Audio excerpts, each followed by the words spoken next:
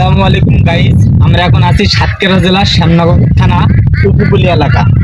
এই এলাকায় এই যে দেখুন রাস্তা কাদা, কি পরিমাণ খালি রাস্তা কাদা। এই এলাকার মানুষগুলো অনেক কষ্টের সাথে জীবন যাপন করে এবং এই উপকূলীয় এলাকায় 7 দিনের বৃষ্টিতে এই যে দেখুন এরকম কয়েকটা ইউনিয়ন এভাবে এরকম বন্যার পানিতে প্লাবিত হয়ে গেছে এবং রাস্তাঘাট দেখছেন এখনো পর্যন্ত কাঁচা। এখানে সরকারের কোনো অনুদান বা কোনো রাস্তাঘাট হওয়ার কোনো নাই, এরকম কাদা। এখানে মানুষগুলো অনেক কষ্ট করে জীবনযাপন করে।